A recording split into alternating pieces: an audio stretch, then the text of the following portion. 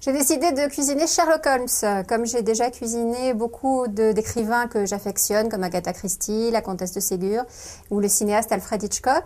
Et je suis partie, comme d'habitude, des œuvres d'Arthur Conan Doyle.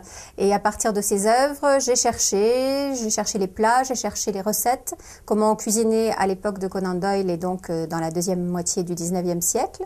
Et puis j'ai adapté ces recettes pour qu'elles soient bonnes aujourd'hui à cuisiner, pour que les produits se retrouvent facilement en France. Donc le livre renferme à la fois des recettes assez faciles, des recettes un petit peu plus sophistiquées mais toujours faisables. Et le livre est organisé en 4 parties. Nous avons d'une part une grande partie consacrée au breakfast, puisque Watson et Holmes petit déjeunent beaucoup en compagnie de Madame Hudson et de ses plats au 221B Baker Street.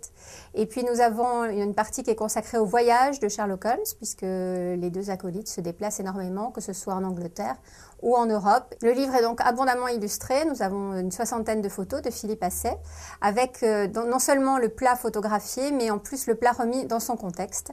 Donc lorsqu'il est dégusté au 221 Baker Street, nous avons le décor qui correspond, et à chaque fois, le photographe a recréé un univers qui est vraiment l'univers de Conan Doyle. Donc les photos victoriennes sont vraiment très très réussies, et elles illustrent plus de la moitié des recettes, puisque le livre contient 100 recettes.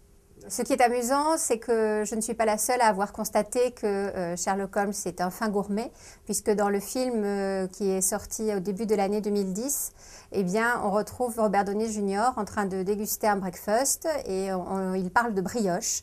Or, la recette de la brioche, telle qu'elle a été faite dans l'Angleterre victorienne, figure dans le livre. On me disait au début de mon premier livre de cuisine britannique sur Agatha Christie que la cuisine anglaise c'était très mauvais. Et depuis que mes lecteurs ont expérimenté les recettes à la fois d'Agatha Christie mais aussi d'Alfred Hitchcock, puisque lui-même était d'origine anglaise, tout le monde se passionne pour la cuisine anglaise. Et donc je vous assure que dans les recettes de Sherlock Holmes, il y a énormément à déguster.